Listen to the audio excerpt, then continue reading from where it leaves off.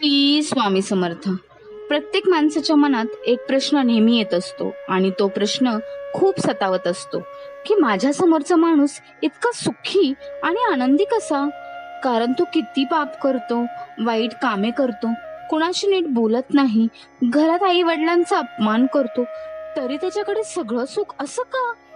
आणि मी इतका चांगला वागूनही सगळं करूनही मला एवढं दुःख का? तर ज्यांना ज्यांना हा प्रश्न पडतो त्यांना मी आज उत्तर देणार आहे. अक्कलकोट मध्ये घडलेला किस्सा मी आज येथे सांगणार आहे. सर्वात आधी एक लक्षात ठेवा, आपण येथे जन्म घेतला आहे म्हणजेच कुठे या कलियुगात जन्म घेतलेला आहे. तर आपण जन्म घेतलाय तो कुठेतरी कोणाचे तरी ऋण फेडण्यासाठी. याचा उल्लेख भगवद्गीतेत सुद्धा दिलेला आहे. तर ते ऋण कोणते आपण जाणून घेऊया. त्याआधी आपल्या संपूर्ण भक्तिमय चॅनलवर जर नवीन असाल तर चॅनलला आता सबस्क्राईब करा. व्हिडिओ आवडला तर नक्की लाईक करा आणि कमेंट मध्ये श्री स्वामी समर्थ नक्की लिहा. तर ते ऋण आहे देव ऋण, पितृ ऋण, दानव ऋण किंवा मनुष्य ऋण असतो. काही तर कोणाचे आपण देणे लागतो म्हणून आपण जन्म घेतलेला असतो. तसंच तुम्ही बऱ्याच वेळा ऐकलं असेल, आपण जन्माला घेऊन येतो तर काय घेऊन येतो? सांगा बरं, काय घेऊन येतो आपण जन्माला आल्यानंतर? तर ते फक्त नशीब. तसंच महाराजांना एका भक्ताने विचारलं होतं, स्वामी, पापी माणसे सुखी का असतात आणि चांगले माणसं दुःखी का? त्यावर स्वामी उत्तर देतात. स्वामी म्हणतात, माझ्या बाळा, तू जेव्हा जन्माला आलास तेव्हा तू तुझं नशीब घेऊन आलास, म्हणजेच काय, कर्म घेऊन आलायस. या जन्मात तू खूप चांगला आहेस, पण मागच्या जन्मात तुझ्याकडून काय कर्म झाले हे तुला माहितीये का? खूप लोक पुनर्जन्म वगैरे काही मानत नाही, पण असं नसतं. पुनर्जन्म हा आहे आणि आपण इथे ऋण फेडण्यासाठीच आलेलो आहोत.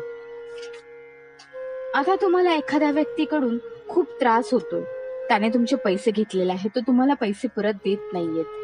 पण तुम्हाला माहितीये का, मागच्या जन्मात तुम्ही त्याला डबल त्रास दिलेला आहे, म्हणून या जन्मात तो तुम्हाला त्रास देतोय.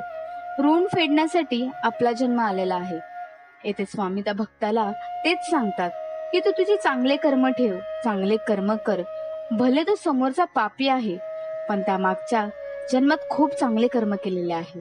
त्या चांगल्या कर्माचे भाग्य घेऊन तो या जन्माला आलेला आहे. कर्मपुण्य खूप चांगले आहेत म्हणून त्याला सगळं सुखसुविधा मिळत आहेत.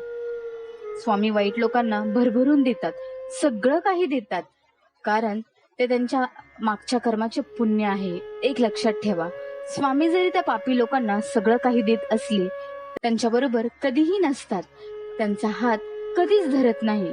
पण चांगल्या माणसाची स्वामी नेहमी परीक्षा घेतात, पण त्यांचा हात कधीच सोडत नाही, सतत त्यांच्या बरोबर असतात. स्वामींची कृपा आपल्यावर असली तर आपल्याला आणखी काय हवे? त्यापेक्षा मोठं सुख काय आहे?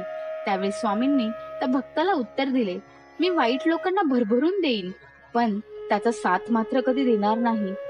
आणि जो माझा चांगला भक्त आहे त्याला मी काहीही नाही दिलं तरी त्याची साथ मी कधी सोडणार नाही. जर स्वामींची साथ असेल तर कुठलेही संकट आपलं काहीही करू शकत नाही, हे तर सर्वांना माहितीच आहे. आपलं आयुष्य जगायला फक्त स्वामींची साथ पाहिजे, बरोबर ना भक्तांनो? पाहिजे ना साथ स्वामींची? मग लिहा कमेंट मध्ये, होय स्वामीराया, फक्त तुमची साथ पाहिजे.